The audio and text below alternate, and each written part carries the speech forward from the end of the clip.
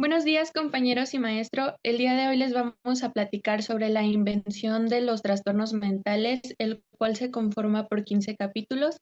Y le vamos a dar entrada a mi compañera Suset, que nos platicará el capítulo 1. Como tal, el capítulo 1 habla del efecto Charcot. Nos habla de cómo este autor fue partidario para la psiquiatría porque él nos hablaba de cómo, bueno, lo que él observaba era lo que él diagnosticaba como tal. Entonces, él nos hablaba de la histeria y que era como, se funcionaba de tres etapas diferentes, las cuales él observaba cuando la paciente se ponía como en ese estado o en ese trance. Una se llamaba epiliforme, que era adquirido a través, o sea, como se relacionaba con la epilepsia y después tenía lazos con posiciones pasionales, que era como cuando la persona empezaba a hacer como movimientos raros. Entonces, él decía que en ese número se presentaban como las etapas y las describía.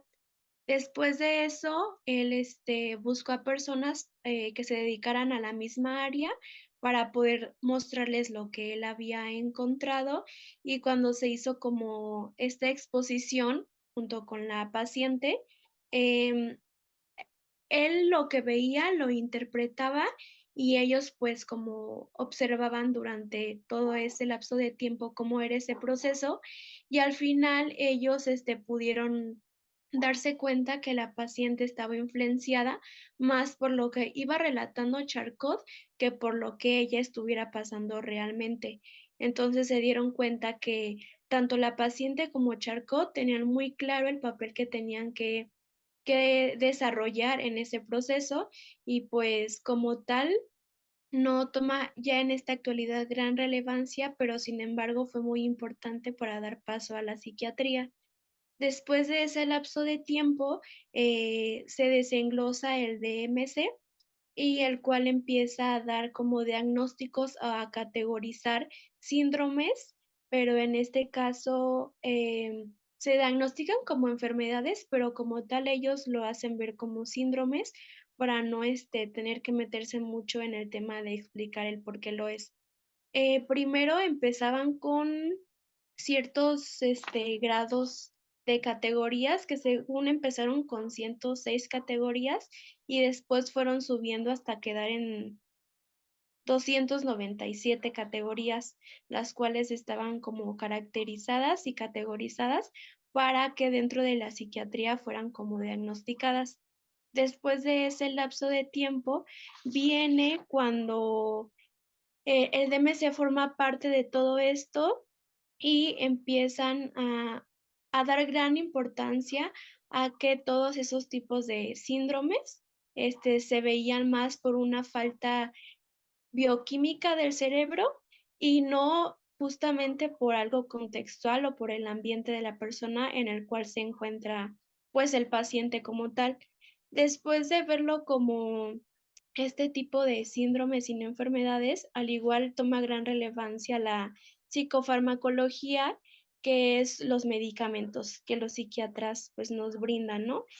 Cuando diagnostican algún cierto síndrome, cuando el paciente entra en esas categorías que nos imparte este DMC.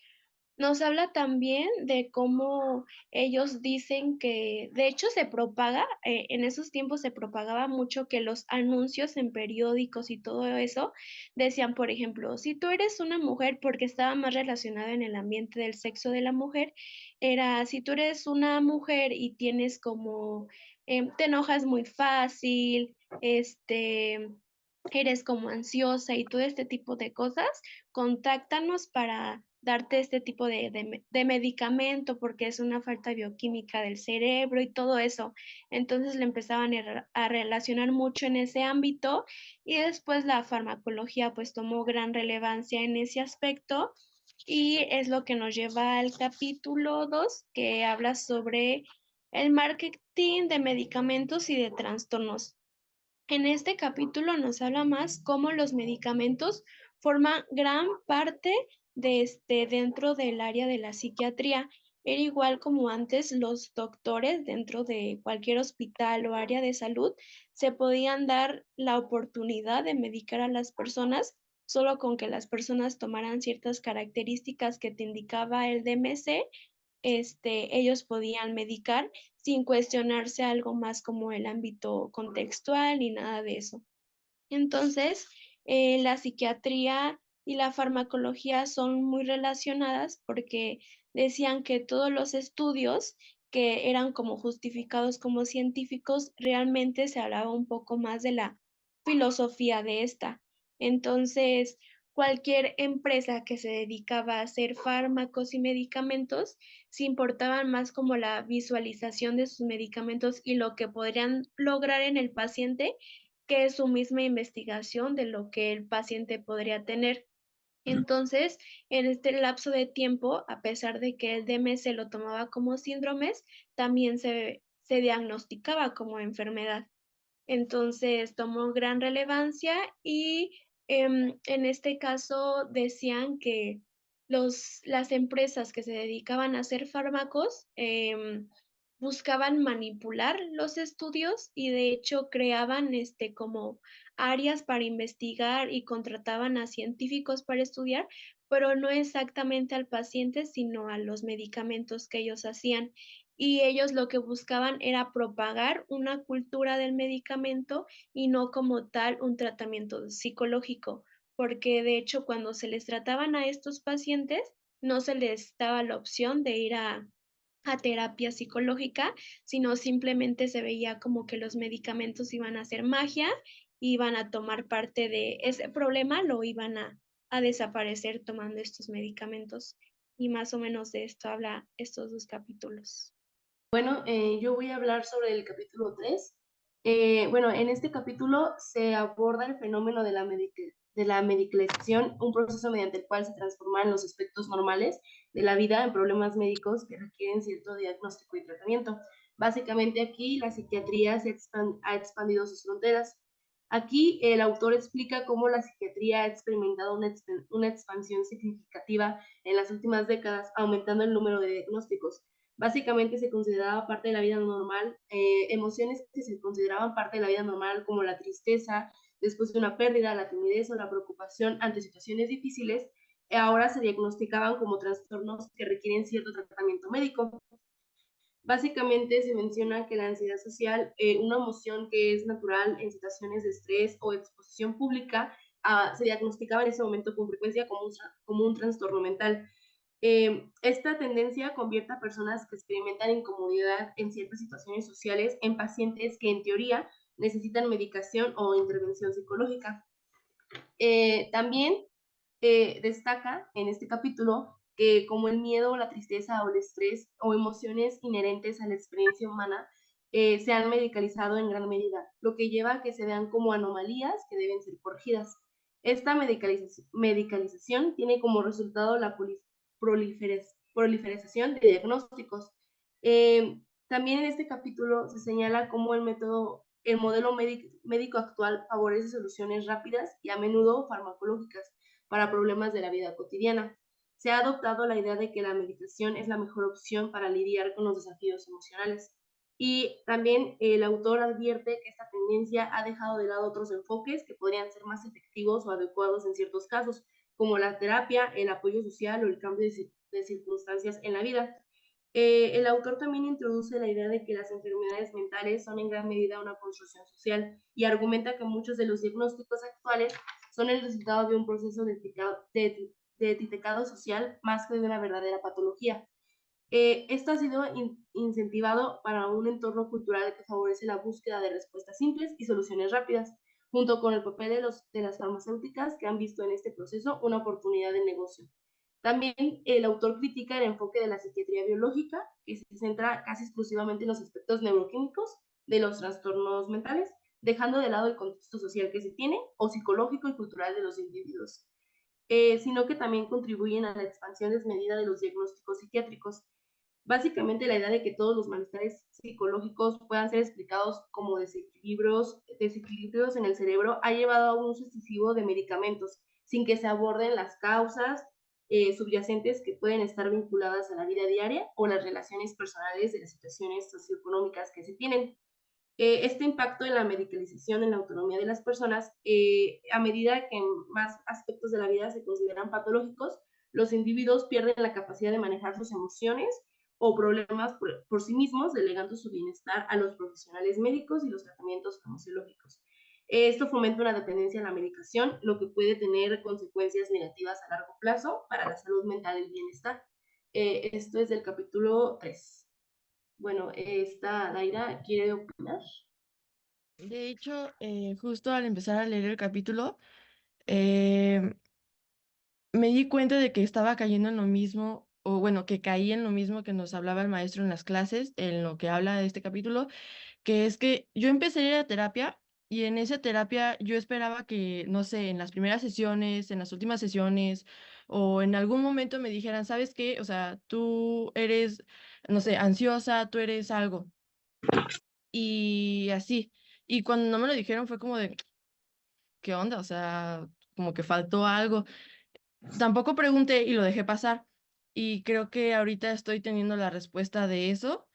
Eh, desde hace tiempo yo fui a un lugar no muy recomendable, donde se supone que trataban todo este tipo de cosas también, cosas muy raras. Y ahí las personas hacían mucho esto. Era como de yo soy una persona depresiva, yo soy una persona alcohólica, yo soy una persona drogadicta. Y justo también hablaban mucho de eso, de que, por ejemplo, em, que sí se llamaran como tal alcohólicos o que sí se llamaran como tal drogadictos o ansiosos o depresivos o codependientes. O sea, era mucho de etiquetarse, pero que tampoco basaran sus conductas en eso, porque luego es como de, es que estoy triste porque soy depresiva, o no quiero salir de mi cama porque soy depresiva, no tengo ganas de hacer lo que me gusta hacer porque soy depresiva. Y eso era que algo que les marcaban mucho, pero siento que realmente aún así lo seguían haciendo. Sí, es que se tiende mucho a generalizar ciertas situaciones y bueno, esto es muy significativo en la historia, ya que hubo la época en la que todo lo generalizaban y a todo le daban medicación, lo cual sí llegaba a afectar a las personas. Bueno, continúo con el capítulo 4. El capítulo 4 ya entra en la segunda parte de la psicofarmacología y es el estado de la cuestión. En este capítulo, el autor se centra en la relación estrecha y preocupante entre la psiquiatría moderna y la industria farmacéutica. Básicamente, en corporaciones farmacéuticas han jugado un papel clave en la expansión de los diagnósticos psiquiátricos. Uno de los puntos principales es la influencia del marketing farmacéutico en la construcción de nuevas enfermedades. Este autor menciona cómo las campañas de las compañías farmacéuticas no solo están dirigidas a los médicos, sino también al público en general, lo que ha llevado a que más personas se consideran enfermas o necesitadas de medicación. Esto con el objetivo de expandir el mercado de los medicamentos. También el autor argumenta que la psiquiatría ha sido instrumentalizada por la industria farmacéutica, funcionando como una especie de intermediata que facilita la venta masiva de psicofármacos. Se describe cómo el campo de la salud mental ha sido cooptado por las farmacéuticas para generar más diagnósticos y tratamientos, incluso cuando no hay necesidad médica. También profundiza en cómo los diagnósticos psiquiátricos se han multiplicado en las últimas décadas. Antes solo existían unos pocos trastornos mentales reconocidos. Ahora la clasificación incluye una multitud de nuevas enfermedades que en muchas ocasiones son solo variaciones o implicaciones de problemas ya conocidos. El autor menciona ejemplos como el trastorno de déficit de atención e hiperactividad en niños o la depresión leve en adultos, que a menudo se diagnostican en excesos debido a criterios cada vez más amplios. Básicamente, esta relación entre la psiquiatría y las farmacéuticas han generado un impacto significativo en la sociedad. La medicalización ha llevado a la normalización del consumo de psicofármacos y la psicoterapia, el apoyo social o simplemente el paso del tiempo. Básicamente, el autor critica la creciente dependencia de la sociedad moderna en los fármacos psiquiátricos y la idea de que el bienestar psicológico depende casi exclusivamente de sustancias químicas. Refuerza la narrativa de que los trastornos mentales son únicamente desequilibrados neuroquímicos. Sin embargo, esta visión reduccionista ignora otros factores importantes como los contextos sociales, familiares y personales que también influyen en el malestar psicológico. Y al enfocarse únicamente en los aspectos biológicos y farmacológicos de los trastornos, la psiquiatría moderna corre el riesgo de deshumanizar y simplificar los complejos problemas de la salud mental. Y bueno, eso sería todo del capítulo 4. Yo quisiera opinar sobre el capítulo 4, que habla, bueno, lo relaciona más con los capítulos que yo también leí y cómo este autor habla, por ejemplo, de las enfermedades que era como la hiperactividad, la depresión y todo este tipo de cosas. Y es como que yo lo relaciono más como que realmente se le querían implementar a las personas enfermedades y como esta cultura de antes era no saber informarse o no les informaban sobre estos aspectos. Por ejemplo, nosotros que nos estamos formando, podemos considerar como las etapas de desarrollo de los niños. Sabemos que estas etapas son normales, ¿no? Que un niño juegue, que juegue todo el tiempo, que a veces le cueste como relacionarse con las personas y todo este tipo de cosas, llega a ser una etapa normal en cierta etapa, y obviamente ya cuando se muestra que el niño no va desarrollando las diferentes etapas, pues se puede tomar como un tratamiento, pero no como tal con medicamento, porque lo que hacían junto con los niños de síndrome y todo ese tipo de cosas como TDAH era solamente doparlos para que estuvieran tranquilos todo el tiempo y las mamás estuvieran como satisfechas porque tenían resultados. Bueno, a mí me gustaría opinar sobre esos últimos capítulos. De por sí es interesante el conocer un poco más acerca de la historia, el hecho de que han patologizado todas las conductas, nos ha llevado a crear ¿cómo decirlo? Una cultura de ignorancia, y es que algo que a mí me impresiona es que justamente la gente no se ha puesto a pensar en que la gente que, bueno, que vende los fármacos, a veces solo lo ve por el lado del dinero. Entonces utilizan esto, ¿cómo decirlo? Esto como una excusa o una cortina de humo, simplemente para vender sin darse cuenta que afecta realmente de forma directa a las personas, en un intento por ayudarlos, entre muchas comillas, cuando lo que debemos estar haciendo es seguir fomentando, pues, las nuevas terapias que han generado evidencia y no generar esto de ser dependiente, ¿no? De fármacos que hemos visto, y hay, investigaciones de que realmente no, afectan, o bueno, no tienen una implicación tan importante a nivel conductual. El capítulo 5 se titula Se sabe cómo funcionan los fármacos y habla de que desde hace décadas se ha difundido la creencia de que los psicofármacos funcionan corrigiendo desequilibrios químicos en el cerebro, como una supuesta falta de serotonina en la depresión. Esto ha sido muy popular entre los profesionales de la salud como entre el público en general. Sin embargo, los autores señalan algo muy importante. Esta idea no está basada en las pruebas científicas concluyentes. De hecho, no se ha mostrado de manera clara que las personas con trastornos mentales sufran de estos desequilibrios químicos que los medicamentos supuestamente corrigen. Entonces, si no es un desequilibrio químico lo que causa los trastornos mentales, ¿cómo es que los fármacos pueden funcionar? Y aquí es donde la explicación se vuelve un poco complicada, porque lo que estos medicamentos realmente hacen es alterar la química cerebral, pero de manera más general e inespecífica. Por ejemplo, pueden aumentar o disminuir la actividad de ciertos neurotransmisores, como la serotonina o la dopamina, pero esta acción no es tan precisa ni tan dirigida como se nos ha hecho creer, lo que significa que en lugar de corregir una supuesta anomalía, Los psicofármacos simplemente modifican la actividad cerebral de manera que en algunos casos reduce los síntomas, pero esta no es una solución ni una cura. De hecho, también hablaba de que algunas drogas llegan a, por ejemplo, la cocaína y no me acuerdo cuál otra, llegan a producir los mismos neurotransmisores y no por eso se les considera una cura o un tratamiento. Un aspecto clave es que en gran parte de los beneficios que experimentan los pacientes podría deberse no a los efectos directos del fármaco, sino al efecto placebo. O sea, la mejora que perciben las personas puede estar más relacionada con su creencia de que el tratamiento es efectivo y no tanto con los cambios químicos que realmente están ocurriendo en el cerebro. Este fenómeno es especialmente interesante porque nos muestra lo poderoso que es el contexto y las expectativas del paciente en cualquier tratamiento médico. Además, no debemos olvidar que los psicofármacos tienen efectos secundarios que pueden ser significativos. Algunas personas presentan somnolencia, cambios en el apetito, disfunción sexual, entre otros efectos negativos.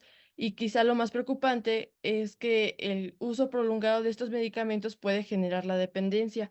Esto significa que si una persona deja de tomarlos, podría experimentar síntomas de abstinencia o una recaída en su estado mental, lo que a menudo lo obligaría a continuar el tratamiento de manera indefinida. Eh, y de hecho, estos fármacos al principio solamente eran para uso temporal, pero luego, o sea, por esto que acabo de decir, se fue como aplazando y fue como de no, o sea, pues ya úsalos de manera permanente. De hecho, tengo una amiga que justo acaba de pasar por eso, porque fue medicada y empezó a usar el medicamento, ya tenía como 6 meses y un año, no recuerdo bien.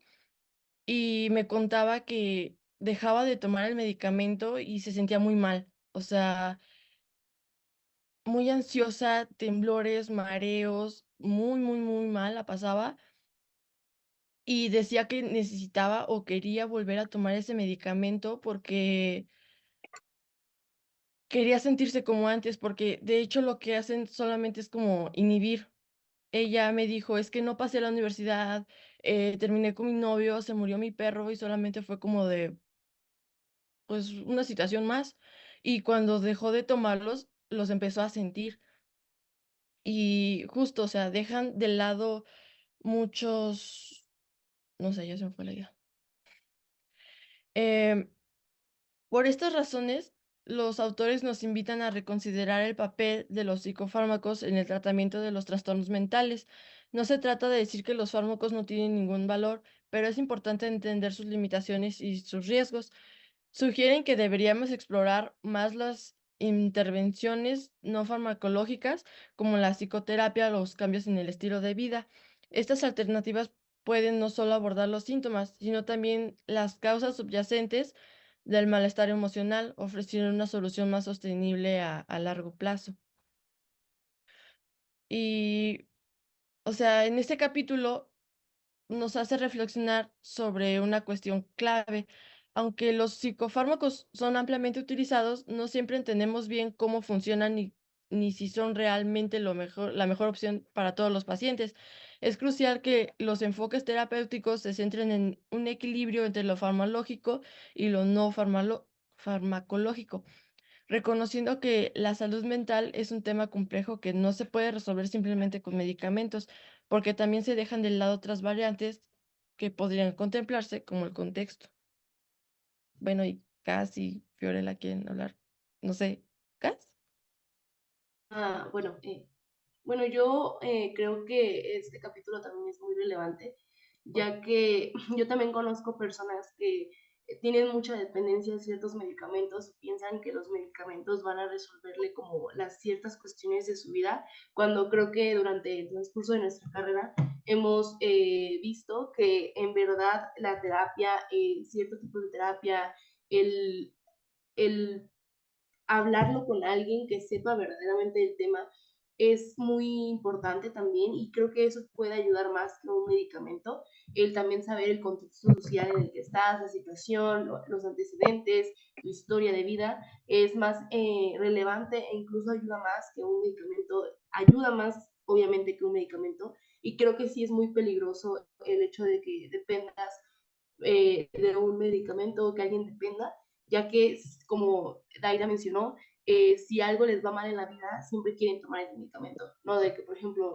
reprobé un examen, el medicamento, o alguien, mi novio me terminó, el medicamento, etcétera. Entonces, creo que sí es relevante darle como voz a esto y que varias personas sepan que un medicamento no es resolverte la vida, sino que te la puede llegar a afectar más. Sí, solamente aplaza que sientas lo que tienes que sentir y, o sea, justo para eso está la psicoterapia, ¿no? O sea, el enseñarte a relacionarte de manera distinta con lo que sucede. Fiore. Pues yo creo que entonces como conclusión sería que tenemos que cuestionarnos más sobre estos medicamentos, sobre estos fármacos, porque para empezar es de prescripción generalizada, ¿no? Es como lo que dijo el profesor en una clase, que si tenemos ansiedad, en el cerebro no tenemos una parte que sea de la ansiedad. Por eso a eso me refiero de que pues es generalizado, no es específico en sí. Pues que también que hay incertidumbre acerca de cómo funcionan, de su mecanismo de acción, y pues que también hay falta de evidencia.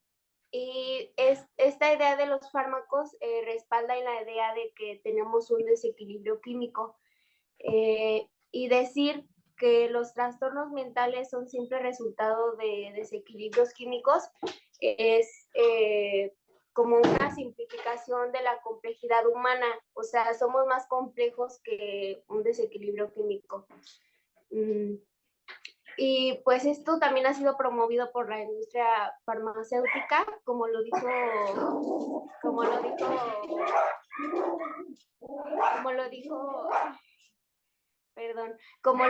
Ian, creo que fue el que lo dijo Ian, los que los venden no se ponen pues no se preocupan por algo más, ¿no? Y es pues simple negocio. Bueno, yo creo así que es negocio. Y creo que debería sentarse en una integración de enfoques para abordar estas causas de los trastornos, no solamente que dependa exclusivamente de soluciones farmacológicas.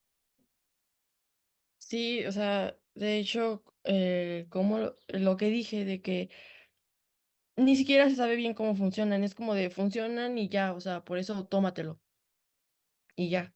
O sea, ese es su fundamento. De hecho, la única diferencia entre las drogas y estos fármacos es que mm, al inicio, en cuanto los tomas, como que hay como una energía más. No me acuerdo cómo lo ponían ahí, pero es como de que, por ejemplo, con la cocaína andan todos locos, o sea, como con mucha energía muy, muy guau, muy diferentes a como normalmente son. Y es la única diferencia. En el capítulo 6 se titula ¿Cómo se investiga la farmacología? En ese capítulo se explica cómo se lleva a cabo la investigación sobre los psicofármacos y nos invita a ser críticos en los procesos de motivación que están detrás de estos estudios. Una de las primeras cosas que destacan los autores es que gran parte de la investigación sobre los psicofármacos está financiada por las mismas compañías farmacéuticas que fabrican estos medicamentos. Obviamente genera un conflicto de interés significativo. Las campañas tienen un claro incentivo financiero para demostrar que lo que producen pues, es efectivo y seguro, lo que puede influir en los resultados de los estudios. Los autores explican que este conflicto de interés conduce a un fenómeno conocido como sesgo en la investigación. Por ejemplo, los ensayos clínicos que muestran resultados positivos sobre un determinado fármaco son los que suelen publicarse, mientras que los estudios que se presentan con resultados negativos o que destacan los efectos secundarios graves muchas veces no ven la luz, no salen. Este sesgo de publicación crea una imagen distorsionada sobre la efectividad real de los medicamentos. En otras palabras, solo estamos viendo la mejor cara de los fármacos y pues no el panorama completo. Incluso cuando los estudios se publican, a menudo hay problemas con la metodología. Los autores señalan que los ensayos clínicos muchas veces utilizan muestras pequeñas de pacientes, lo que limita la validez de los resultados. Otras veces se manipulan los criterios de éxito durante el estudio. Por ejemplo, si un medicamento no muestra el efecto esperado en cierta medida, los investigadores pueden cambiar la forma en que evalúan el éxito del tratamiento, presentando resultados favorables de lo que realmente son. Un punto interesante que los autores resaltan es cómo en muchos estudios los nuevos psicofármacos se comparan solo con placebos, en lugar de compararlos con otros tratamientos ya existentes. Esto puede hacer que los nuevos fármacos parezcan más efectivos de lo que realmente son, ya que no se está evaluando su eficacia en relación con otras opciones terapéuticas que podrían ser igualmente o más efectivas. Esto es especialmente problemático cuando se trata de guiar las decisiones del tratamiento en la práctica clínica. Por si fuera poco, los autores también discuten cómo el efecto placebo juega un papel importante en el estudio de los psicofármacos. En muchos casos, la diferencia entre el efecto de un fármaco y un placebo es muy pequeña. Esto nos lleva a preguntarnos si estamos confiando demasiado en los fármacos cuando otras intervenciones que también aprovechan el poder del placebo podrían ser igual de útiles sin los riesgos asociados al medicamento. Otra cuestión que plantean los autores es la manipulación de datos en los ensayos clínicos. En algunos estudios, los resultados se presentan de manera engañosa para que parezcan más favorables. Esto puede incluir la redefinición de los criterios del éxito o de la omisión de datos que podrían mostrar resultados negativos. Esta falta de transparencia es preocupante porque tiene un impacto directo en la práctica clínica. Los médicos toman decisiones basadas en estudios que pueden no ser tan confiables como parecen. El capítulo discute cómo estos estudios sesgados influyen en las guías clínicas que los médicos utilizan para tratar a sus pacientes. Las compañías farmacéuticas ejercen una gran influencia en estas guías, promoviendo el uso de sus productos como la primera opción de tratamiento. Esto lleva a que muchos pacientes reciban psicofármacos cuando quizás podrían beneficiarse más de un tratamiento no farmacológico o de una combinación más equilibrada de estos dos. Así que este capítulo nos invita a ser mucho más críticos con la investigación farmacológica. Nos muestra que no todo lo que brilla es oro y que la forma en que se investigan y promueven los psicofármacos puede no ser siempre el mejor en el interés del paciente. Es crucial que los médicos y los pacientes tengan una visión más completa y equilibrada de las opciones disponibles para el tratamiento de los trastornos mentales y que no se deje de lado la importancia de las intervenciones no farmacológicas. Daré el capítulo 7. En el contexto de los trastornos mentales, es relevante considerar que a pesar de los avances en biología y medicina, la identificación de un modelo biológico claro que explique el desarrollo de condiciones como la esquizofrenia, la depresión y el trastorno bipolar sigue siendo un desafío. La literatura actual refleja una abundante información biológica, pero la falta de consenso entre especialistas resalta la complejidad de estos trastornos. La historia nos muestra que figuras como Emil Kraepelin promovieron la idea de que cada trastorno mental debería tener una causa biológica identificable. Pero muchas de las enfermedades que en el pasado eran clasificadas como trastornos mentales se deben a condiciones que hoy entendemos de manera diferente, como la neurosífilis. La idea de la bala mágica, que surgió como el tratamiento de la sífilis, impulsó la perspectiva biológica, pero la realidad de los trastornos mentales es mucho más intrincada. Aunque se han propuesto teorías más sofisticadas, a menudo resultan simplistas y no toman en cuenta los factores psicosociales que también son fundamentales en la salud mental. Los trastornos de ansiedad representan actualmente uno de los grupos de trastornos más diagnosticados, afectando a una proporción significativa de la población, particularmente en países industrializados. Las estadísticas indican que el 30% de las mujeres y el 19% de los hombres se ven afectados por estas condiciones, Aunque en el pasado estos trastornos eran considerados estados de ánimo, el término neurosis de ansiedad, acuñado por Edward Hecker en 1893, vinculó estos problemas a experiencias traumáticas. Sin embargo, las teorías biológicas relacionadas con la ansiedad no han tenido el impacto esperado en el campo de la psiquiatría, lo que ha llevado a una predominancia de hipótesis ambientalistas. La depresión se ha relacionado con una visión más matizada de la hipótesis monoaminérgica, que postula que la reducción en la actividad de varios neurotransmisores pueden dar lugar a síntomas depresivos. Aunque se han investigado ampliamente, todavía no se ha identificado un neurotransmisor predominante que explique la complejidad de la depresión. La noradrenalina, que fue el primer neurotransmisor vinculado a trastornos del estado de ánimo gracias a la imipramina, un antidepresivo inicial, representa resultados inconsistentes cuando se intenta medir su metabolito en orina. La esquizofrenia ha sido conceptualizada como un trastorno con un fuerte componente biológico durante más de un siglo. La evidencia sugiere que el riesgo de desarrollar esquizofrenia es considerablemente mayor entre familiares directos de quienes padecen esta enfermedad, y los estudios en gemelos monocigóticos revelan una alta concordancia del 50%, en comparación con el 17% en gemelos disigóticos. En el capítulo 8 se muestra que muestra en realidad la neuroimagen. Las técnicas de neuroimagen funcional también pueden indicar alteraciones cerebrales en trastornos mentales, pero representan numéricos y no muestras directas del tejido cerebral. Su interpretación es compleja y puede ser engañosa, ya que técnicas anatómicas como la TCIRM no muestran alteraciones estructurales consistentes en trastornos como la depresión o la esquizofrenia. Fundamentos teóricos de los métodos de neuroimagen. Las técnicas funcionales como la PET y fMRI analizan el flujo sanguíneo y el metabolismo neuronal, pero la relación entre estos y la actividad neuronal es indirecta y sujeta a variaciones. La fMRI mide la oxigenación en áreas activas del cerebro, aunque representa errores que afectan la reproducibilidad. La neuroimagen es útil para investigar la función cerebral, pero su interpretación debe ser cautelosa debido a su complejidad. La interpretación de los estudios de neuroimagen es compleja debido a la naturaleza indirecta de las señales que se obtienen. Las activaciones o desactivaciones no reflejan directamente la actividad neuronal, y la relación entre el flujo sanguíneo y la excitación cerebral sigue siendo poco clara. Esto subraya la necesidad de cautela al vincular estas señales con procesos psicológicos o patologías concretas.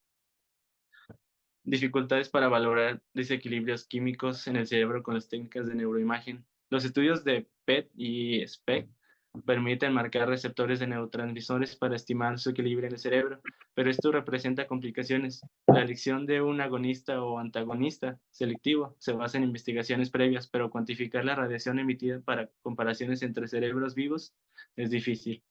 Se deben considerar variables como la vida media del compuesto, su absorción y el tiempo para detectar la señal máxima, que pueden diferir entre sujetos. Muchos estudios intentan obtener datos de una sola imagen, cuando la técnica requiere un enfoque dinámico. Quería comentar que, bueno, en la diferencia de los primeros capítulos, en esos capítulos se ve la diferencia de cómo antes era muy fácil, pues, que a todo le ponían como un trastorno y cómo ahora ya se tiene como más bases para identificar un trastorno. Solo era eso. Okay. Yo hablaré del capítulo 9. En este capítulo se habla sobre distintas formas de tratamiento psicológico. En este tema también quiero deslindar las prácticas que, aún teniendo efectos terapéuticos, no se consideran terapias psicológicas formales como tal. Y ahora sí, diciendo esto, ¿qué es un tratamiento psicológico? Es un procedimiento interpersonal basado en conocimientos dados de la psicología. Implica un terapeuta y un cliente, que no es paciente, hay que acordarnos que es cliente, que presenta quejas, problemas o trastornos. Con esto se entiende que estos tendrían un remedio, por así decirlo. Y como dije, es un procedimiento interpersonal. Interpersonal se refiere a que es una relación cara a cara del terapeuta a cliente, aunque también una relación vía internet podría alcanzar a tener una relación interpersonal, como las terapias por Zoom o por otra plataforma, ¿no? Leer libros o cintas de instrucciones terapéuticas como los que podemos encontrar en YouTube, eso no es tener una relación interpersonal. Por otro lado, también se excluyen los tratamientos sustentados en lo oculto, en la religión, en las creencias culturales. Un ejemplo es como lo de la ayahuasca. Discursos, pláticas, estas pláticas en donde te dicen que tienes que trabajar más para obtenerlo y la gente piensa que esto ya es psicología, ¿no? Terapia de cristales, terapia de renacimiento, etc.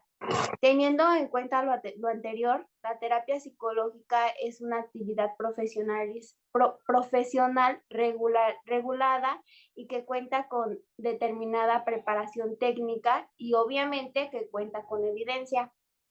El cliente, así como lo dije, que es en vez de paciente, es cliente porque evita el sentido con el modelo médico, como lo mencionó una vez también el profe en una clase. Aunque el cliente presente quejas, problemas o trastornos que se supone que son remediables, como un modelo médico, pues es con la ayuda de un tratamiento psicológico. ¿Quién recibe el tratamiento psicológico? Se puede agrupar en 5 categorías generales: personas con trastornos psicóticos, con trastornos neuróticos, con estrés, crisis o conductas problemáticas o personas descontentas. Las personas con trastornos psicóticos cuyo diagnóstico es la esquizofrenia o la bipolaridad, presentan alucinaciones, delirios, alteraciones del pensamiento, etc. Las personas con trastornos neuróticos presentan alteraciones del humor o en el estado de ánimo, conducta desadaptativa y también molestias físicas. Estas molestias físicas se presentan sin evidencia de alguna enfermedad. Estos problemas reciben el diagnóstico de depresión, ansiedad, distimia, que la distimia es un tipo de depresión. Fobia social, agorafobia. La agorafobia es el miedo a lugares que desencadenan trastornos como de pánico. Las personas con estrés o crisis se encuentran en situaciones donde se desbordan. Estas podrían ser situaciones como una pérdida de alguien o de algo, de algún ser querido. Situaciones como cambios en las circunstancias personales, cambios en sus matrimonios, hijos con conductas problemáticas, etc. Su diagnóstico más común es el trastorno por desadaptación. El capítulo 10 se trata sobre el psicoanálisis y la psicoterapia analítica. Esta, como ya sabemos, fue desarrollada por Sigmund Freud en los finales del siglo XIX y fue el primer sistema de terapia psicológica, marcando un cambio en la perspectiva de la neuropatología a la psicología. La histeria era uno de los trastornos muy comunes de la época y esta se caracterizaba porque no tenía síntomas físicos definidos y fue clave también para pasar a este cambio. En la psicología, en el psicoanálisis está la psicología de las pulsiones. Esta significa que según Sigmund Freud, aborda las fuerzas instintivas y su conflicto con las exigencias sociales desde el inconsciente y consciente. La psicología del yo, esta trata de los intereses propios y funciones, también tiene que ver como las teorías de las pulsiones.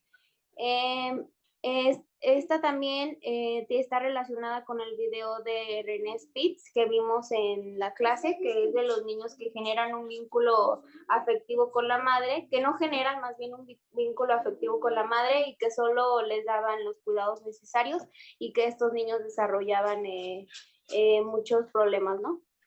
También está la psicología de las relaciones objetales, que esta es por Melanie Klein, que observa a niños perturbados y que identificó 2 temores fundamentales, que es la aniquilación y el abandono.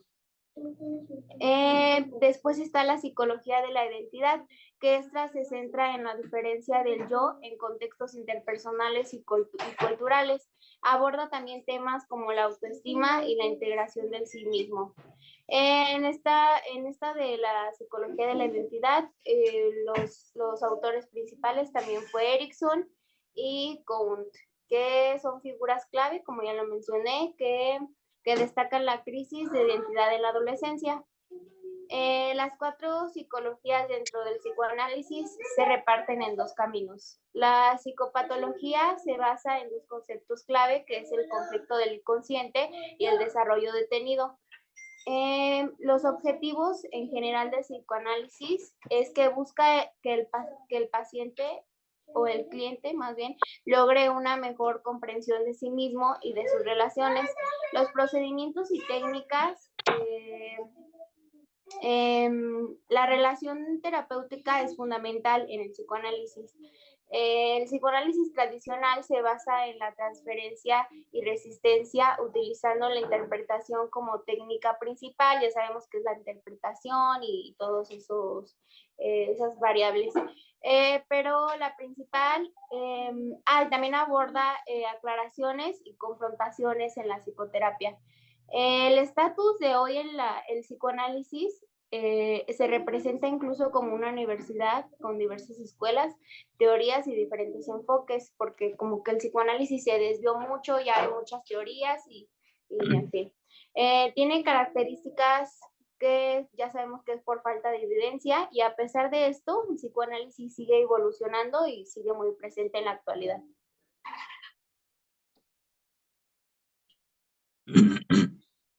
Listo. Y bueno, también mi opinión sobre este capítulo es que creo que algo bueno que sí nos llegó a aportar a Freud fue que aborda la histeria como de una manera más innovadora al centrarse en escuchar a los pacientes en lugar de buscar causas biológicas como anteriormente lo hacían. Entonces también pues descubriría que los síntomas de los pacientes estaban pues más relacionados con sus experiencias vitales y conflictos emocionales que con disfunciones biológicas. Y pues también este enfoque marca una transición del campo de la mirada, que sería la observación médica, al campo de la escucha, que es la psicoterapia.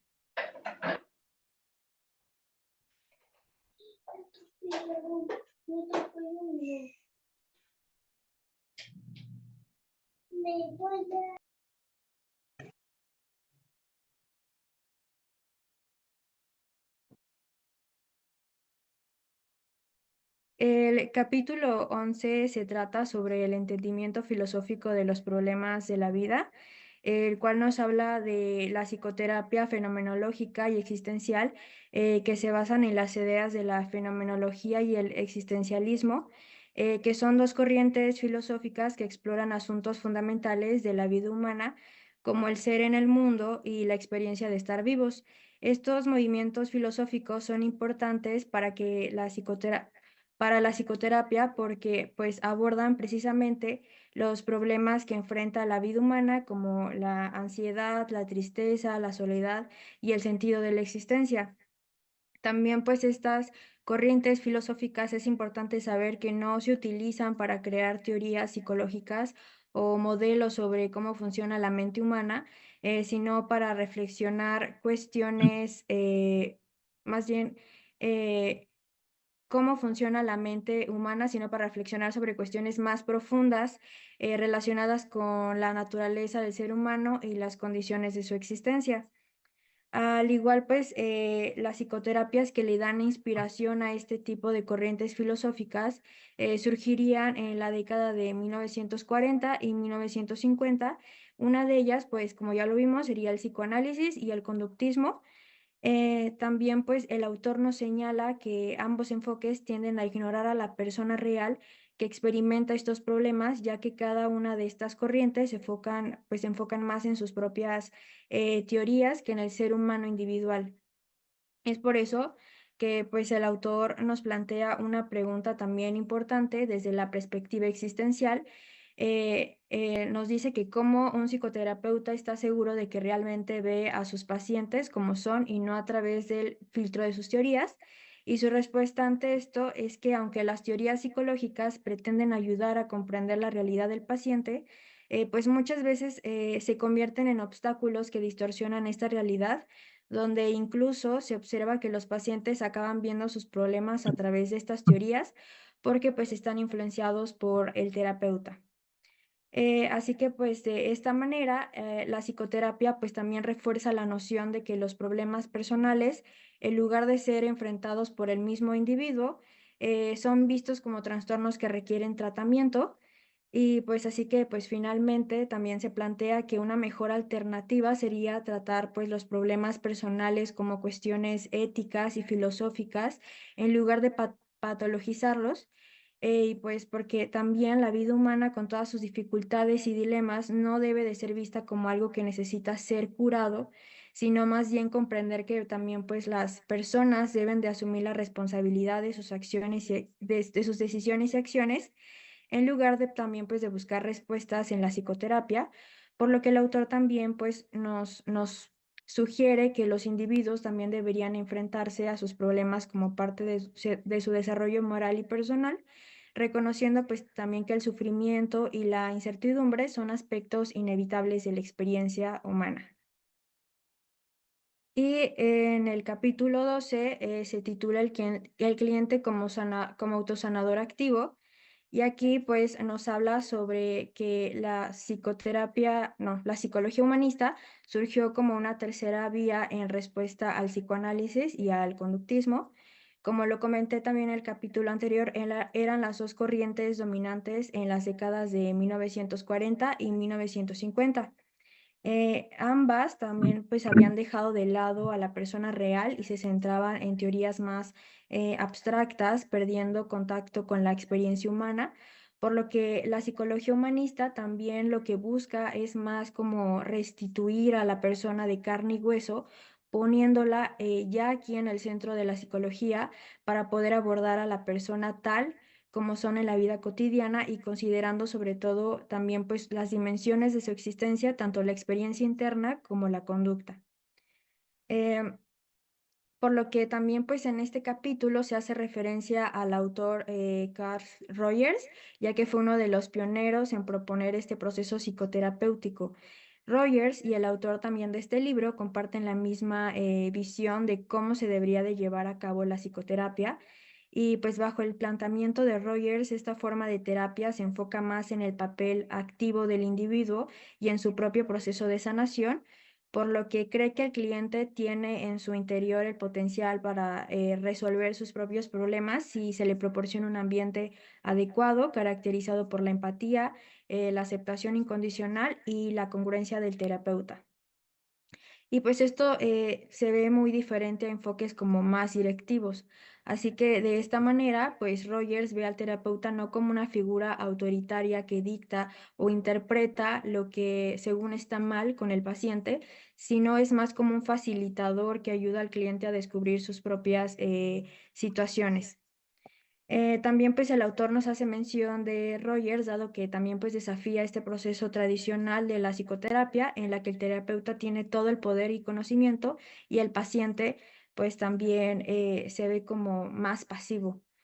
El autor también nos llega a hacer mención que aunque actualmente a pesar de no haber logrado aún la influencia que merece este enfoque, la psicología humanista hoy en día es muy importante, especialmente en el contexto clínico actual, donde la psicofarmacología pues, se ha convertido en la corriente dominante, la cual sabemos que es muy criticada, ya que en lugar de tratar a las personas en su totalidad, la psicofarmacología se centra en desequilibrios bioquímicos o alteraciones cerebrales, lo cual ignora las verdaderas experiencias y problemas de las personas. Y pues en conclusión, el autor nos sugiere que la psicología humanista y en particular la psicoterapia centrada en la persona tiene mucho que ofrecer para acabar con esta visión reduccionista de la psicofarmacología, ya que coloca a la persona en el centro y aborda las cuestiones humanas más allá de lo meramente biológico.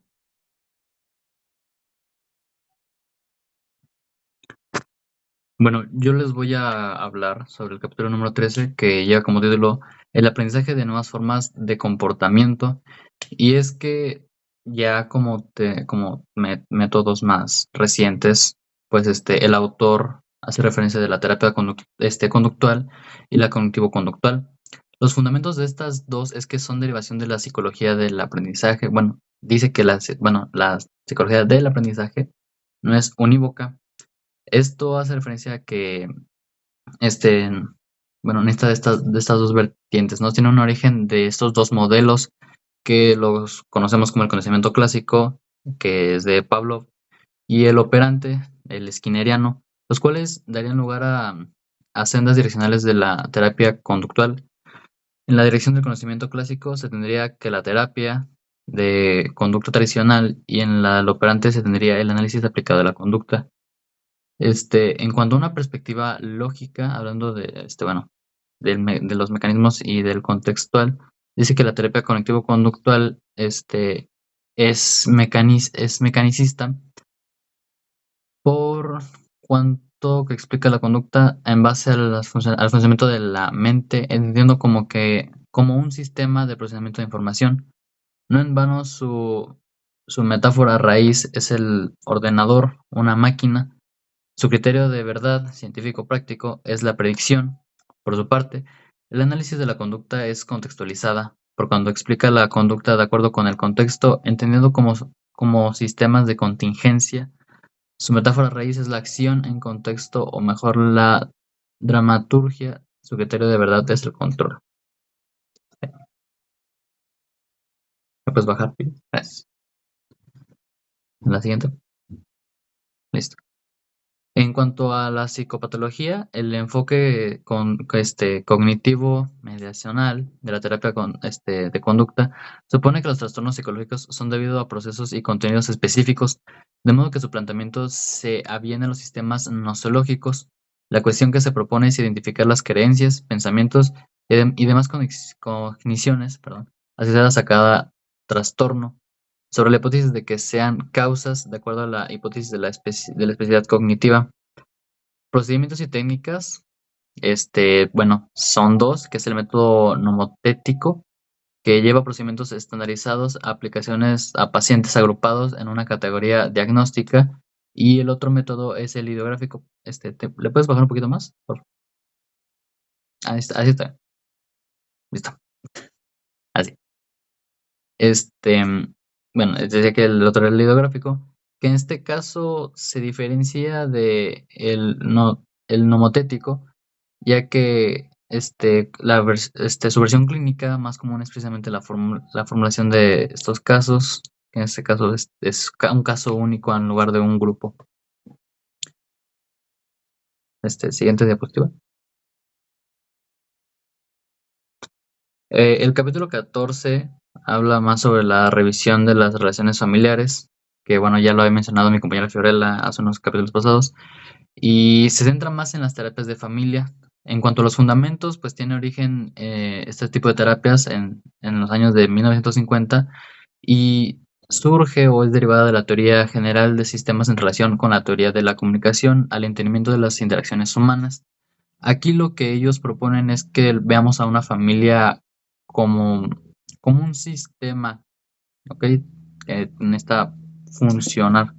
Entonces, el hecho de que se tomara la familia como sistema, no indica sino que como institución tradicional estaba en proceso de cambio y en particular en el centro de la transformación social de posguerra.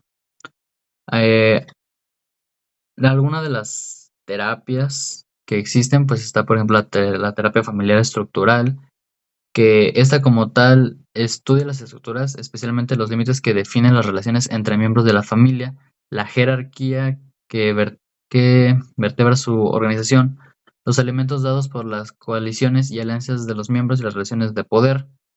La terapia familiar estructural empieza por juntar a la familia y ver su funcionamiento. A partir de ahí, trata de reestructurar la organización. Ok, puedes bajarle la siguiente diapositiva. Otro tipo de terapia sería la psicoanalítica, que como tal trata de ayudar a los miembros de la familia a tener un mayor insight, que sería la comprensión, perdón, y el discernimiento. Fortalece el funcionamiento del yo, identificar pautas defensivas, facilitar la invitación y el crecimiento personal, así como reducir el entrometimiento patológico entre ellos. A este respecto se lleva a cabo una historia comprensiva de cada miembro en presencia de los demás, poniendo especial atención en las dinámicas de la familia de origen. Otro tipo de terapia sería la psicoeducativa, la cual es un modelo que se ha desarrollado principalmente para las personas con esquizofrenia y sus familias. El objetivo de la terapia es estabilizar del paciente implicado a la familia en su proceso educativo, que incluye aprender acerca de síntomas de la medicación y de la importancia de las interacciones sociales en el curso de la enfermedad. Aunque el objetivo último de la prevención es la recaída y la integración del paciente en la comunidad. Su lógica parece estar más en la estabilización que la curación, dada la adhesión de conceptos de vulnerabilidad. Si nos podemos analizar un poco más este tipo de teoría, no se ha actualizado, por lo cual todavía siguen intentando curar, porque no hay algo en sí como tal que curar. Ya. Bueno, yo les voy a hablar sobre el capítulo 15 que nos habla sobre la combinación de psicofármacos y psicoterapia. La combinación de medicación y psicoterapia ha de parecer de lo más sensato, dado a que ambos tipos de terapia no son eficaces para el 100% de los pacientes ni para el 100% de sus problemas. La combinación podría ser más bien acarrear interferencias, así como la medicación podría disminuir la motivación del paciente. En este caso, en condiciones psicosociales de sus problemas o en cambiar sus estilos de vida. La medicación podría impedir terapias psicológicas que consistieran en la exposición a situaciones de ansiedad o en la experimentación emocional.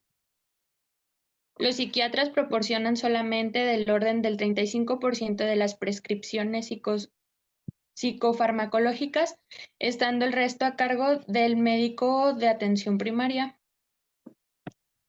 Esto pone la importancia de investigar sin prejuicios. El prejuicio en este caso sería empezar por la medicación como de costumbre. A pesar de que los grandes avances neurocientíficos, el cerebro continúa siendo hoy el órgano más complejo y peor conocido por el cuerpo humano. Y a medida que se sigue investigando sobre él, su organización resulta ser más compleja. El efecto terapéutico también puede reducir la ansiedad y otros elevan el estado de ánimo o controlan los síntomas psicóticos. También existen modelos que son modernos en los psicofármacos que parecen ser menos tóxicos, pero su eficacia sigue siendo una de las peores de todos los fármacos conocidos. También, por parte clínico, tampoco sería fácil conjugar las dos terapias, ya que no es fácil compaginar ambos tratamientos con la misma fe y destreza, de manera que no sería de extrañar sesgos a este respecto. Bueno, con este tema terminamos los 15 capítulos. Espero se haya abordado completamente las informaciones de cada capítulo y con estos capítulos terminamos.